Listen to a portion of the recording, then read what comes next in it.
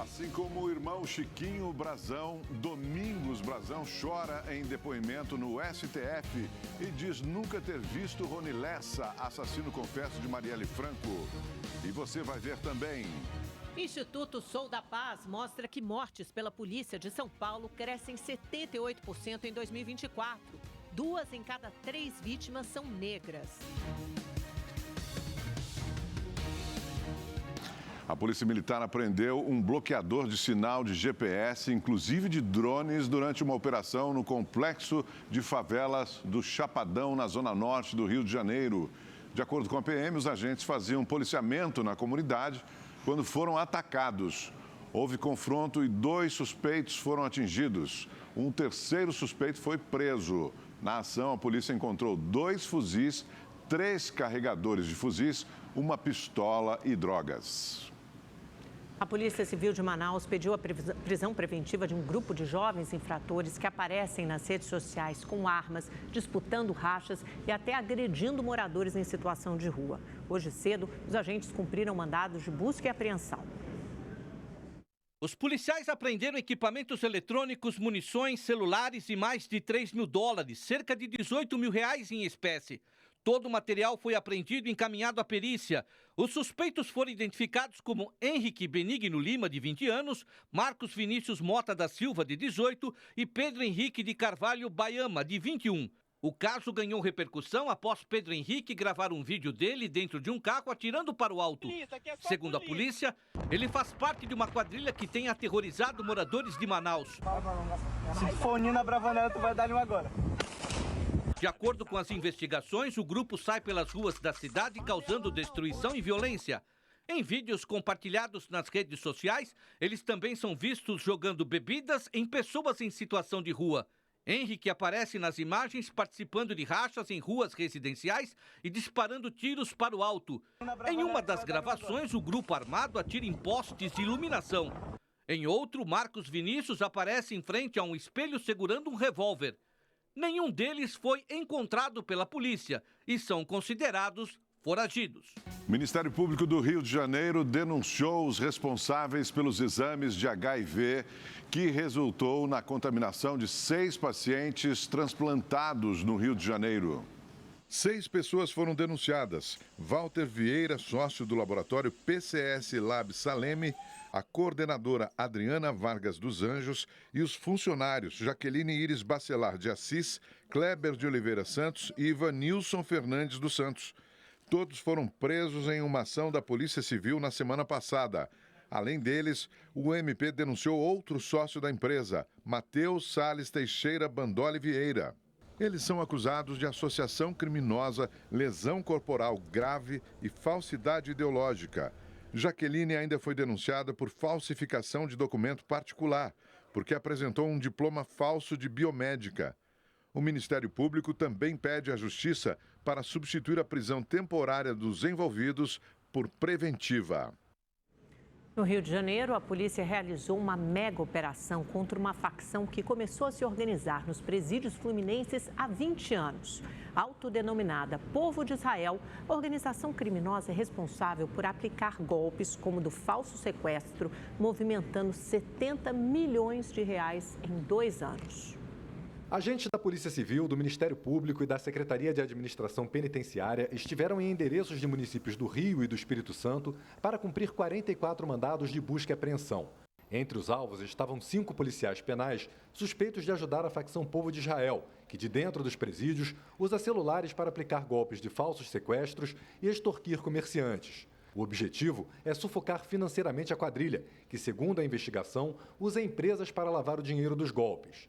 Uma delas seria esta joalheria em Copacabana, na zona sul do Rio, que teria um faturamento de mais de R$2 milhões. Os suspeitos de chefiar a organização criminosa são Marcelo Oliveira, o Tomate, Avelino Gonçalves, o Alvinho, Ricardo Martins, o da Lua e Jailson Barbosa, o NEM. A gente começa a identificar essas operações suspeitas, sob o ponto de vista financeiro, e começa a identificar diversas modalidades de lavagem de capitais, como fracionamento de depósitos, uma alta fragmentação de saques em espécie, aquisição de imóveis, Instrução de empresas de fachada, nós temos uma construtora que é uma empresa de fachada que movimentou 4,1 milhões no período avaliado. Segundo a polícia, a base da quadrilha é o presídio Nelson Hungria, que fica no complexo de Jericinó, na zona oeste do Rio. Mas a facção tem integrantes em outras 12 penitenciárias do estado.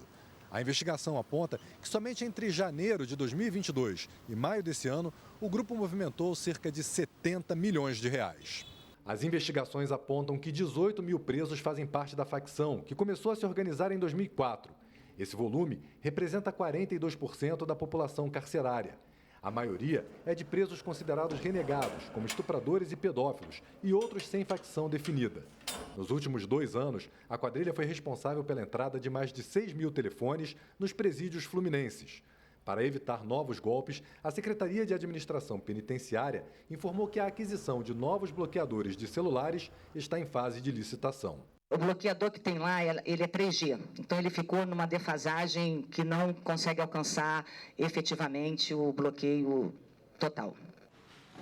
As mortes pelas polícias civil e militar cresceram 78,5% no estado de São Paulo, na comparação com o ano passado.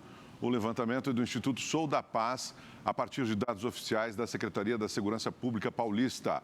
As principais vítimas são homens negros. Segundo o levantamento do Instituto Sou da Paz, nos primeiros 8 meses deste ano, 441 pessoas foram mortas no estado de São Paulo em ações policiais das forças de segurança. Cerca de 2 a cada 3 mortos no período eram negros, o maior percentual dos últimos 5 anos. O número de pessoas negras mortas aumentou 83% de janeiro a agosto deste ano, na comparação com o mesmo período do ano passado. Esse número é estarrecedor, né? E a gente vê a ausência, inclusive, desse debate, tanto dentro das corporações policiais, quanto na sociedade, né? Que é uma questão que é muito assustadora para a gente, pensar que a polícia ela segue matando pessoas negras, e isso reforça, né, um caráter de um racismo tanto estrutural quanto nas práticas dos policiais e no que tem sido passado para as polícias, né, de cima para baixo. Que é muito triste, né, da gente ver numa sociedade como a nossa, cuja população é majoritariamente negra. O aumento da letalidade policial em serviço entre janeiro e agosto deste ano ocorreu em praticamente todas as regiões do estado. Na cidade de São Paulo, houve o maior registro, onde 118 pessoas foram mortas, 42 a mais do que no ano passado. A região é seguida por Santos e outras 22 cidades do litoral. Lá foram 109 mortes, 55 a mais que em 2023. A área está dentro das operações Escudo e Verão, que juntas deixaram mais de 93 mortos. Em nota, a Secretaria de Segurança Pública de São Paulo diz que as mortes em decorrência de intervenção policial são resultado da reação de suspeitos à ação da polícia e que investiga todos os casos com acompanhamento do Ministério Público e Poder Judiciário. Para a pesquisadora, é preciso mais. Propor políticas que considerem, né, políticas de segurança pública que considerem raça como um fator determinante, né, porque a gente vê que, né, na prática, quem sofre com as consequências dessa letalidade policial é a população negra.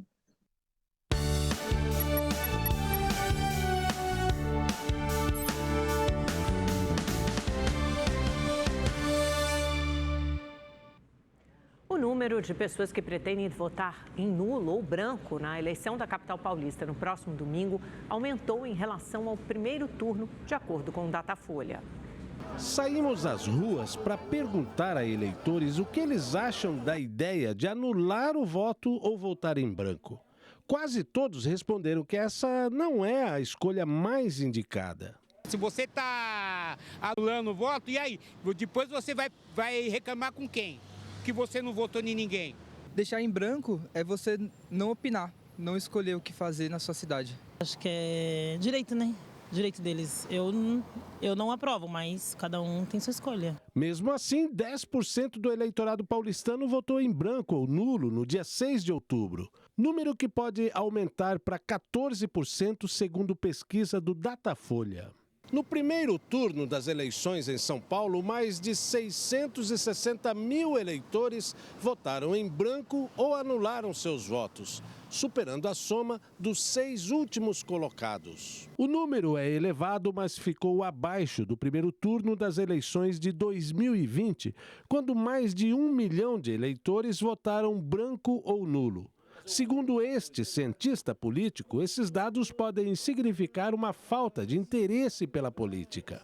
A grande questão é que, de fato, essa quantidade enorme de votos brancos e nulos pode significar, num primeiro momento, uma insatisfação com os candidatos que estão se colocando à disposição do eleitor. Por um outro lado, pode significar algo maior, que é, na verdade, um desprezo não pelo processo eleitoral, mas um desprezo pela própria política. E para sair da indecisão, ele recomenda a pesquisa por informação na internet. É só pegar um mecanismo de busca na internet, colocar o nome do candidato para saber se esse candidato é ficha limpa, para saber das suas realizações no âmbito de sua vida privada, empresarial, a partir das organizações do terceiro setor que ele faz parte ou da sua vida política. Então fica o recado do Gabriel. Então vote, rapaziada, e marcha. Ainda sobre as eleições, a partir de hoje, nenhum cidadão pode ser preso ou detido pela polícia. As exceções são os casos de flagrantes de sentenças condenatórias por crimes inafiançáveis ou por desrespeito ao exercício do voto. A determinação é prevista no Código Eleitoral Brasileiro e vale até 48 horas depois do pleito, ou seja, até o dia 29 de outubro. E neste domingo, aqui na Rede TV, você acompanha a cobertura especial do segundo turno das eleições, com boletins em todo o Brasil, trazendo a movimentação dos candidatos e eleitores. E, claro, um programa especial a partir das 6 da tarde, com a apuração dos votos em tempo real e também a análise dos resultados fresquinhos saídos das urnas. Não perca! O ministro de Minas e Energia, Alexandre Silveira, entrou com um pedido para que a Agência Nacional de Energia Elétrica instaure um processo administrativo contra a Enel. O objetivo é avaliar as responsabilidades da concessionária em relação à falta de luz em mais de 20 regiões e, se for o caso, dar início ao processo de cassação do contrato de distribuição ou intervenção governamental. Bom, hoje todo mundo sabe, né? A gente não consegue viver sem o celular, ele está em todo lugar, sempre pertinho da gente, em todos os momentos. Até com as crianças em sala de aula, e aí é que mora o problema. 80% dos pais, dos adultos, pais e mães, são contra a utilização de celulares em ambiente escolar. É o que aponta uma pesquisa divulgada pelo Instituto Locomotiva. Esses dados reforçam um debate necessário acerca de um projeto de lei que propõe a proibição do uso dos smartphones nas escolas. Essa escola proibiu o uso do celular no início da pandemia, quando os olhos dos professores não alcançavam a todos os alunos do outro lado da tela. Mas com o retorno à sala de aula tem sido assim, olhos e ouvidos atentos e exclusivamente ao professor. Os intervalos das aulas são cheios de energia, com muita conversa boa, ping-pong e pebolim à disposição dos estudantes. No período em que elas podiam utilizar o celular, elas conversavam entre elas, mas com o uso do celular. Eles sentavam um do lado do outro e se falavam pelo celular. Então, nós pensamos exatamente o que era importante, a interação, criança ser criança. Então, nós proibimos. E os estudantes perceberam as vantagens de um recreio livre de smartphone. Eu acho perfeito, que é uma ideia que é bom para a gente não ficar mexendo na hora da aula, ficar bem atento nas atividades. Olha, eu acho vantajoso meio que sem celular, porque às vezes o aluno pode ficar dispersado. Mesmo, na antiga escola eu já via gente que pegava o celular no meio da aula. Então, acho que sem o celular, acho que é um pouco melhor para os estudos. Então, o celular, por ser portátil, se a criança leva no recreio, ela não brinca. E mais do que isso, se ela o celular está ao lado dela na sala de aula, é muito difícil até para nós adultos nos concentrarmos quando há um celular do lado. Imagine para uma criança, dado que o córtex pré-frontal, que é essa parte do cérebro nosso que cuida de autorregulação não está ainda maduro, então ela não tem a disciplina necessária. Uma pesquisa divulgada na última semana pelo Instituto Locomotiva mostrou que 80% dos adultos são contra a utilização dos celulares em ambiente escolar. Aqui no Brasil, cada escola define as regras para o uso do aparelho, mas especialistas alertam para os riscos que o uso do celular pode trazer ao processo de aprendizagem.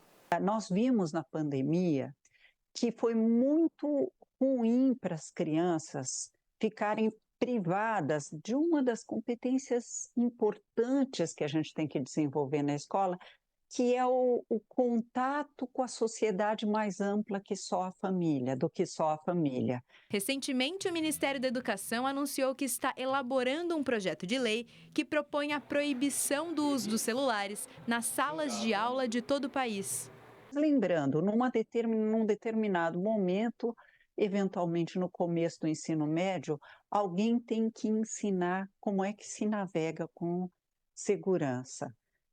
E quem sabe assim a gente pode avançar mais, mas ele não é recomendável em sala de aula, a não ser com finalidade pedagógica. A Ana aprendeu a ficar sem o celular na escola e comemora a oportunidade de aproveitar o recreio com mais diversão. É melhor brincar, que a gente aprende novas brincadeiras, fica com nossos amigos e é mais divertido. E vamos ver agora a previsão do tempo para todo o Brasil com o Igor Silveira. Boa noite, Igor. Alguma novidade para essa quarta-feira? Vamos lá, boa noite Augusto, boa noite Amanda, boa noite para você que está em casa. Olha, o tempo ele continua instável em toda essa área mais escura aqui do mapa. Só que no sul do país, um ciclone extratropical se forma e mantém o tempo instável no Paraná, Santa Catarina e no Rio Grande do Sul. Além disso, uma frente fria na altura do sudeste também deve manter instabilidades e pode chover em pontos isolados, inclusive com risco para alagamentos. Aqui na capital, o tempo fica abafado, as máximas na casa dos 26 graus e tem previsão de chuva em algumas regiões. Na quinta-feira, 28 graus de máxima, esquenta bastante. Na sexta, 27 e no sábado, 25 graus com previsão de chuva. No Rio de Janeiro, tempo quente, abafado, por lá não chove e os termômetros registram 33 graus. Belo Horizonte, 30 graus com previsão de chuva em pontos isolados. E Vitória, no Espírito Santo, 33 graus de máxima. Agora, no Nordeste, o sol ganha força, mas ainda tem previsão de chuva, principalmente no sul da Bahia. Na região norte e no centro-oeste não muda nada. Pode chover a qualquer hora do dia, essa chuva vem acompanhada de trovoadas e ventanias. Agora, em falar em chuva, olha, moradores de um município que fica a 300 quilômetros de Cuiabá dormiram essa madrugada com bastante chuva. Ruas ficaram alagadas, olha, por lá choveu mais de 180 milímetros, por isso essa imagem de assustar, viu? Essa chuvarada também tem a ver com o calor em toda a região. As temperaturas amanhã seguem altas. A máxima em Cuiabá pode chegar na casa dos 37 graus. Boa noite para todo mundo. Amanda, Augusto. Obrigada, Igor. Até amanhã. Um caça da Força Aérea Brasileira caiu hoje na Grande Natal. O único tripulante era o piloto, que ainda bem conseguiu se ejetar da aeronave. Segundo a FAB, o acidente aconteceu durante um voo de treinamento em uma área de mata na cidade de Parnamirim, na Grande Natal. Vídeos feitos por moradores flagraram o momento da queda. Apenas o piloto estava na aeronave, mas ele conseguiu ejetar e foi resgatado por uma equipe de salvamento da FAB. O estado de saúde dele não foi informado. O Corpo de Bombeiros da cidade enviou 2 equipes ao local para combater o fogo que atingiu a vegetação. O Centro de Investigação e Prevenção de Acidentes Aeronáuticos, o CENIPA, vai investigar as causas do acidente. Mais da metade dos motociclistas do país trafegam sem CNH. É o que mostra uma pesquisa da Secretaria Nacional de Trânsito. Eliabe pilota moto desde os 11 anos. Agora que fez 18, veio tirar a carteira de habilitação. Andar tudo certinho, né? Para não estar se escondendo de polícia, essas coisas. Melhor andar certo do que errado, né? Mas nem todo mundo segue esse exemplo. É o que aponta uma pesquisa da Secretaria Nacional de Trânsito. Ao todo, o Brasil possui mais de 34 milhões de proprietários de motos registrados. Destes, 17 milhões e meio não possuem habilitação na categoria. 54% do total. Entre os fatores responsáveis por esses números estão o custo mais acessível das motos, além do crescimento de negócios com veículos compartilhados. Existem indícios, como, por exemplo, o alto custo da habilitação. Então, realmente pode ser um impeditivo. Trafegar sem carteira nacional de habilitação é considerado uma infração gravíssima. A multa pode chegar a R$ 880. E não só para a pessoa que está conduzindo. Caso esse veículo não esteja no nome dessa pessoa, o proprietário do veículo também leva uma notificação por permitir que a pessoa, sem CNH, saia com o veículo. Atualmente, as motocicletas representam 28% do total da frota nacional de veículos. O número de proprietários sem habilitação costuma ser maior em regiões com pouca infraestrutura de trânsito. Outro dado da pesquisa aponta um aumento no número de infrações envolvendo motos. Até julho de 2024, já foram emitidos mais de 638 mil autos. Em 2023, o número chegou a 1.300.000 infrações. 80% delas relacionadas ao não uso do capacete. O melhor piloto que você seja, mas você não sabe quem está na sua frente como é. Caso uma areia, óleo na pista, tudo isso vai fazer você derrapar e você cair. Então, assim, a exigência do código é o capacete. Bom, voltamos a falar... Ok, íamos falar sobre a reunião do BRICS, mas vamos falar sobre outro assunto. O presidente da Câmara dos Deputados, Arthur Lira, discutiu com o relator do orçamento do ano que vem, senador Ângelo Coronel, um texto que promete mais clareza às emendas parlamentares, aquelas que destinam recursos para obras e projetos do orçamento.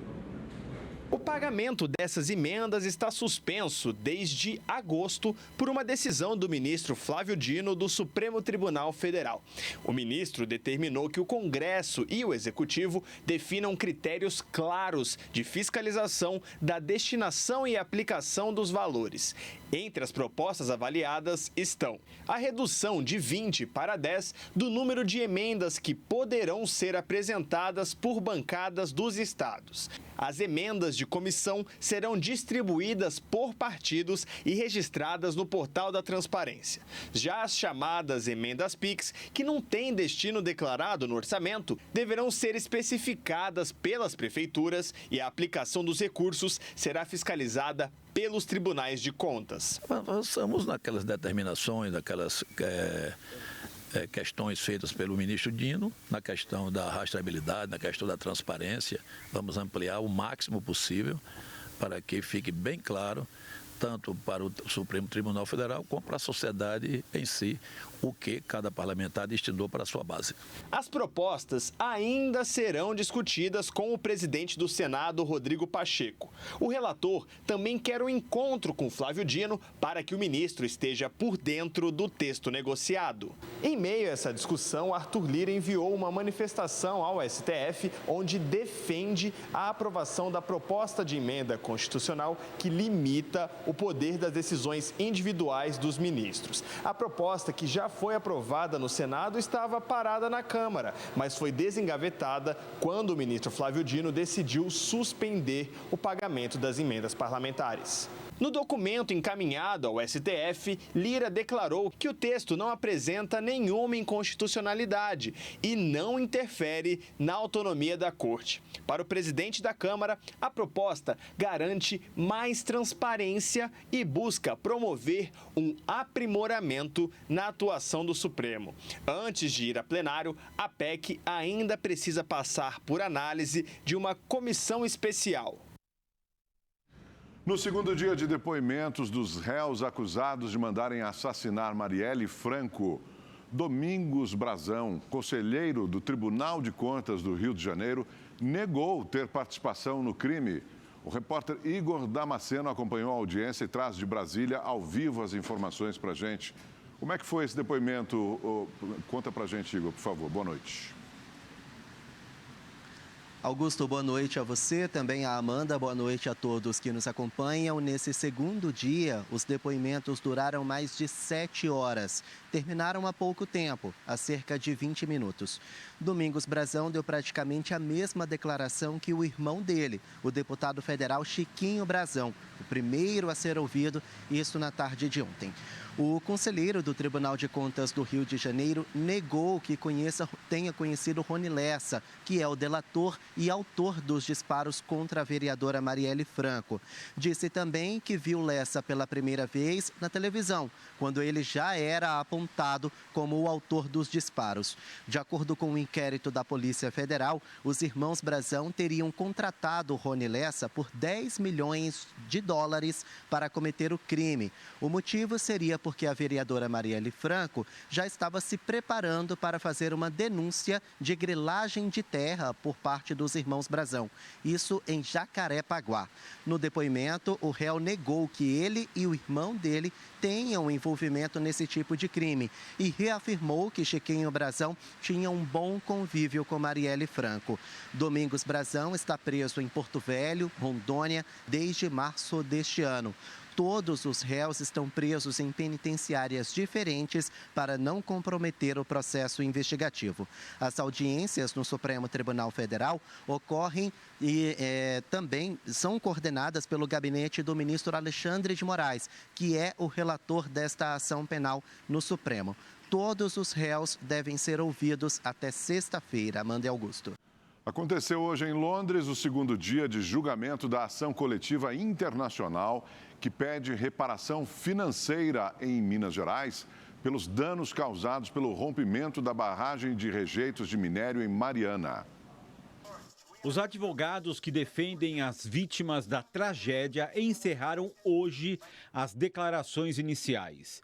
Eles afirmaram que o desastre poderia ter sido evitado, já que, segundo relatórios, 3 anos antes do colapso da barragem, as empresas estavam despejando níveis de rejeitos que colocaram a estrutura em risco. Junto com a Vale, a BHP controlava a mineradora Samarco, que operava a barragem de Fundão, que rompeu no dia 5 de novembro de 2015. 19 pessoas morreram. A lama de rejeitos de mineração devastou o meio ambiente, atingiu a bacia do Rio Doce e o mar no litoral do Espírito Santo. 620 mil pessoas, 46 municípios e 1.500 empresas brasileiras pedem uma indenização de aproximadamente 230 bilhões de reais. A previsão é que as audiências terminem em março de 2025. A BHP nega a responsabilidade e alega que a Samarco detinha autonomia nas operações. Os corpos das 9 vítimas do acidente no Paraná com uma equipe de remo de Pelotas, no Rio Grande do Sul, estão sendo velados na cidade. O governador esteve no velório. O velório coletivo será aberto ao público na sede campestre do Centro Português e os enterros serão feitos individualmente pelas famílias de cada uma das vítimas. O Ministério do Esporte providenciou o traslado dos corpos do Paraná à cidade de Pelotas, no Rio Grande do Sul, com o apoio da FAB. Caminhões do Exército transportaram os caixões até o local do velório. O governador do Rio Grande do Sul, Eduardo Leite, e a prefeita da cidade, Paula Mascarenhas, estiveram presentes no local. A equipe de remo do projeto Remar para o Futuro voltava de São Paulo a Pelotas quando sofreu o acidente. O veículo foi arrastado para fora da pista por uma carreta que tombou sobre ela em seguida. Morreram o motorista da van, o coordenador da equipe e 7 atletas com idades entre 15 e 20 anos. Só um remador, João Pedro Milgarejo, de 17 anos, sobreviveu. Ele recebeu alta na manhã de ontem. O motorista do caminhão envolvido no acidente prestou depoimento na tarde de hoje. Ele afirmou que o acidente foi causado por uma falha mecânica no veículo. A Polícia Civil segue investigando o ocorrido. Em Itapevi, na Grande São Paulo, o teto de um edifício caiu sobre uma farmácia e moradores foram orientados a deixar os imóveis por segurança. Imagens feitas no local mostram a destruição. Equipes da Defesa Civil, bombeiros, SAMU e Guarda Municipal atuam para identificar as possíveis vítimas. As causas do acidente ainda serão investigadas.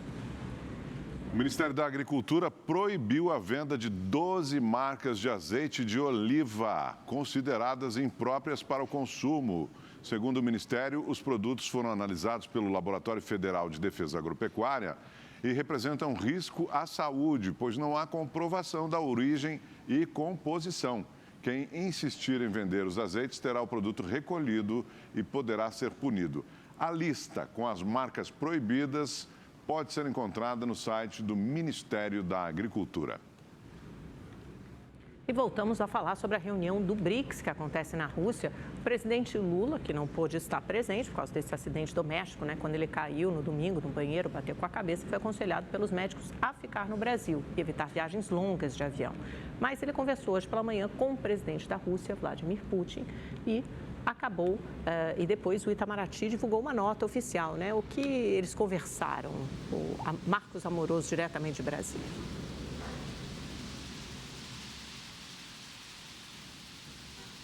Olá, Amanda, boa noite a você, Augusto e a todos que nos assistem. O que a gente sabe, na verdade, são poucos detalhes, dessa conversa. Segundo a Secretaria de Comunicação da Presidência da República, Putin perguntou ao presidente Lula qual era o estado de saúde dele e também lamentou a falta do brasileiro presente lá na cúpula dos BRICS em Kazan, na Rússia. A nota, como eu te falei, não detalhou outros assuntos que os dois presidentes trataram nessa ligação que durou cerca de 20 minutos, mas foi informado que seria feito de tudo para que o presidente possa aí sim participar por videoconferência da cúpula dos BRICS. Essa participação, mesmo que por videoconferência, chegou a ser até contestada, uma vez que o fuso horário das duas cidades, Brasília e Kazan, é muito diferente, são 7 horas. E como o presidente Lula está recuperando dessa queda, como você disse, havia ali um medo de que acordar ele de madrugada para estar pronto por volta das 4 horas da manhã poderia atrapalhar esse repouso. Hoje, o presidente passou por novos exames na cabeça, onde sofreu esse ferimento que você comentou, e foi submetido a uma ressonância magnética e também fez a troca dos curativos nos pontos que levou na cabeça. O Lula ficou cerca de 30 minutos ali no Hospital Sírio-Libanês e logo depois retornou para o Palácio da Alvorada. Segundo o boletim médico divulgado logo após a sua saída, o exame de imagem está estável em comparação ao anterior e o presidente deverá realizar novo exame de controle em 72 horas. E a boa notícia é que os médicos disseram que o chefe do executivo está apto a exercer a rotina de trabalho normalmente, apesar dessa queda que a gente sabe, bater a cabeça não é uma coisa tranquila. Volto com vocês aí no estúdio. Isso mesmo, Amoroso, obrigado. O presidente Lula, de 78 anos, passou por uma situação muito comum entre as pessoas idosas quando sofreu essa queda no banheiro no Palácio do Alvorada. Sofrer acidentes dentro de casa é uma situação corriqueira, porém quase sempre grave. Segundo o Ministério da Saúde, olha só, entre janeiro e agosto deste ano, quase 5 mil pessoas com mais de 60 anos morreram por queda no Brasil.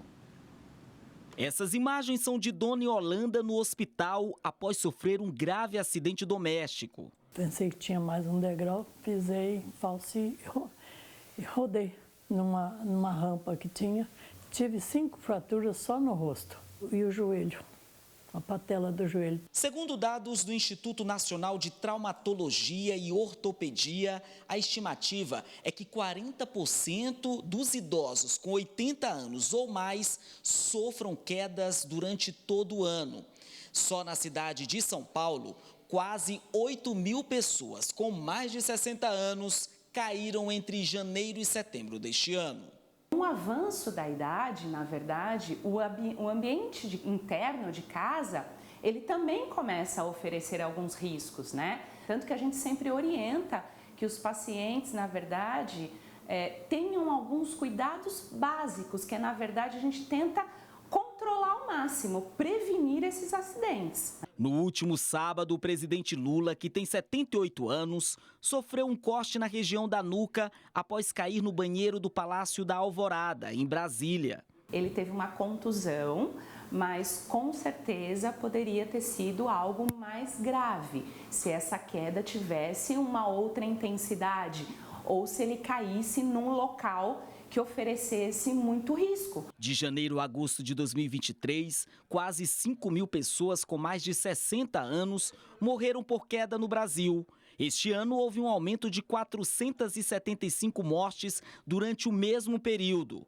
Alguns cuidados são necessários. Um dos cuidados é a retirada de tapetes dentro de casa, né? Outros cuidados é a instalação de barras. O cuidado com o idoso, ele vem de uma estrutura multidisciplinar. E isso é fisiológico. O que a gente precisa é ter qualidade nesse envelhecimento. Hoje, Dona Yolanda anda ainda mais atenta dentro e fora de casa. Foi 3 meses, né? 3 meses, certo. Só de olhando para as escadas eu já me arrepio. Olha, agora uma história assustadora. 10 crianças entre 2 e 3 anos foram hospitalizadas depois que uma delas teve contato com veneno de rato em uma escola na zona norte de São Paulo. Ao vivo, a repórter Valéria Luizete tem as informações. Oi, Valéria, boa noite. Que preocupação, né, das mães e pais dessas crianças. Quer dizer, você acha que teu filho está num lugar seguro como uma escola e, de repente, chega uma internação dessas. Nos conte, por favor.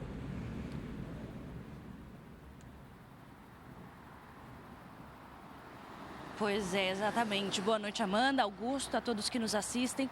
A direção da unidade informou que a escola passou por uma desratização no mês de julho, quando foram instaladas armadilhas, mas uma delas foi encontrada no jardim por uma criança.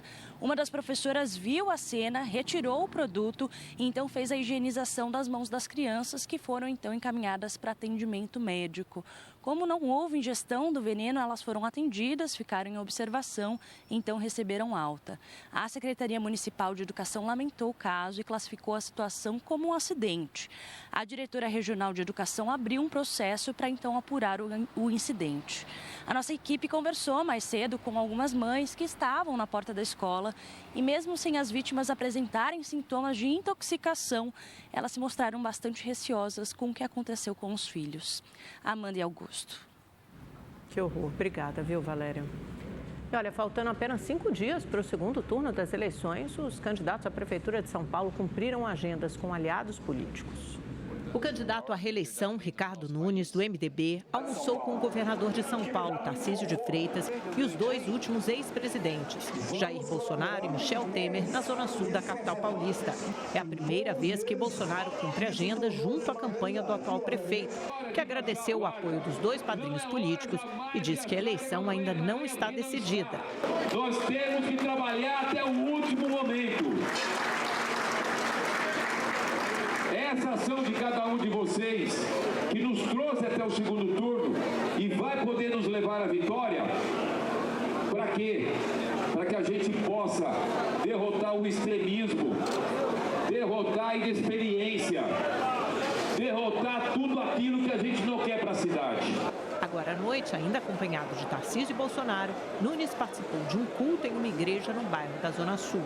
O candidato do PSOL à Prefeitura de São Paulo, Guilherme Boulos, esteve num almoço no Centro de Integração pela Arte, Trabalho e Educação, no centro da capital.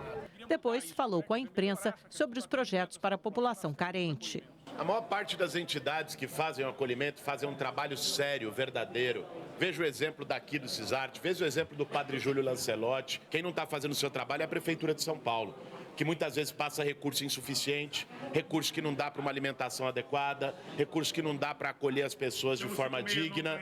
Então, o que nós vamos fazer na cidade de São Paulo é cumprir o que o atual prefeito não fez. À tarde, realizou um debate de rua com a população e conversou com a diretoria do Sindicato dos Taxistas Autônomos de São Paulo. Agora à noite, participa do ato Agora é Boulos da Frente Ampla, acompanhado do vice-presidente Geraldo Alckmin. O Fundo Monetário Internacional melhorou a estimativa de crescimento para o Brasil em 2024. Segundo o FMI, o Brasil deve crescer 3% neste ano. Em julho, o fundo projetava um crescimento de 2,1%. Para o FMI, a melhora nas projeções da economia brasileira se deve ao fortalecimento do consumo e ao mercado de trabalho aquecido. O fundo reforça ainda que esse crescimento poderia ser ainda maior se o Brasil não tivesse sofrido com as enchentes no Rio Grande do Sul. A arrecadação da União com impostos e outras receitas registrou recorde para o mês de setembro, alcançando 203 bilhões 170 milhões de reais, segundo dados divulgados nesta terça-feira pela Receita Federal. Em comparação com setembro do ano passado, o resultado representa aumento real de 11,6%. No acumulado do ano, a arrecadação alcançou 1 trilhão 930 bilhões de reais. Há um bom tempo, os pets são considerados membros da família. E se eles não são bem-vindos em algum lugar, os donos decidem que também não são. Essa é a regra de muitos lares. E pensando nessa inclusão animal, Fortaleza se tornou a primeira cidade a criar um guia pet friendly, com lugares onde a família e os bichinhos de estimação podem curtir juntos à vontade. É fim de tarde e o Theo chega no restaurante à beira-mar de Fortaleza e é recebido com água gelada e cenourinhas pelo garçom, em um espaço dedicado para ele e a dona Rayane. Todo local que eu vou, tanto de restaurantes, viagens, eu sempre dou preferência exatamente para um ambiente que aceita o Theo, porque como em todo ambiente aceita criança, eu acho que todo ambiente também merece receber um pet, né? Que é o nosso filho hoje de 4 patas. Os destinos para o Theo e outros coleguinhas estão todos nesse Guia Pet Friendly, iniciativa em que Fortaleza se adiantou, sendo a primeira cidade do Brasil a reunir em um catálogo os hotéis, parques, praças, praias, shoppings, enfim, os lugares onde os pets são bem-vindos com todos os mimos que merecem. O que a gente percebe é que o turista que vem para a cidade é bem recebido, né? E tem toda a sua estrutura familiar bem recebida, ele sai mais feliz e ele volta para o destino. Então a gente nota assim que uma boa parte das pessoas que vêm para Fortaleza retornam e isso é muito legal. Várias pessoas conseguem enxergar hoje o pet como um filho e quando eu vejo um ambiente que recebe eles dessa forma, eu faço questão de voltar. E a Branca de Neve voltou. Imagina que ficaria longe dos donos nas férias? No hotel à beira-mar, ela tem direito a quarto com cama própria e ração com todo o conforto que um membro da família merece. O Brasil tem cerca de 150 milhões de pets, segundo o Instituto Pet Brasil. E no hotel aqui em Fortaleza, até mesmo o pet que não tem dono tem espaço. Eles podem ser adotados por um hóspede ou por um funcionário. O hotel abre espaço para ajudar na adoção. Quem quiser se candidatar é preciso passar por entrevista e atender a alguns critérios, entre eles, se comprometer em cumprir o ciclo vacinal do bichano.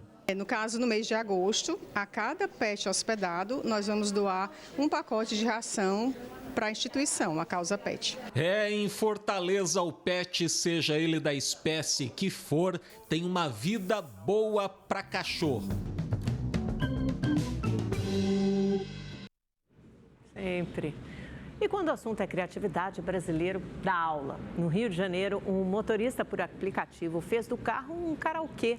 Além de animar a clientela, ele conseguiu aumentar o faturamento. Tudo começou com a venda de produtos durante as viagens. Tem doces, barras de cereais e até acessórios. Mas o Rafael, que é motorista por aplicativo há 7 anos, decidiu inovar ainda mais. Com sistema de som, microfones e luzes piscantes, o carro virou uma verdadeira festa itinerante.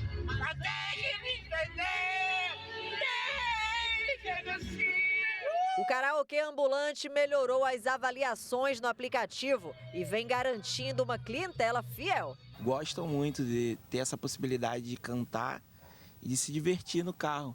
É como se fosse uma pré-night e uma pós-night. O repertório é variado e o trajeto fica até curto com tanta animação.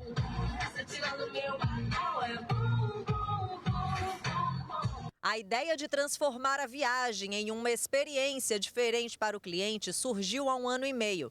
Com a lojinha dentro do carro, o faturamento aumentou 40%. Para usar o karaokê, não precisa pagar, mas a maioria dos passageiros faz questão de deixar uma gorjeta para o Rafael. Estou conseguindo pagar meu combustível, não preciso mais tirar nada do meu aplicativo e me alimentar também na rua e às vezes ainda sobra para pagar umas continhas. Esses turistas de Salvador gostaram tanto do karaokê que quando chegaram ao destino, a farra continuou fora do carro.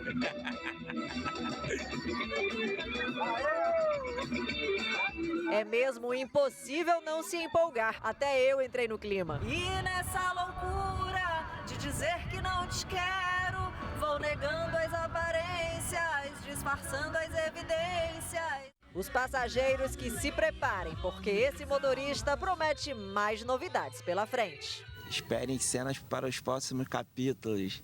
Vão ter coisas novas aqui no carro.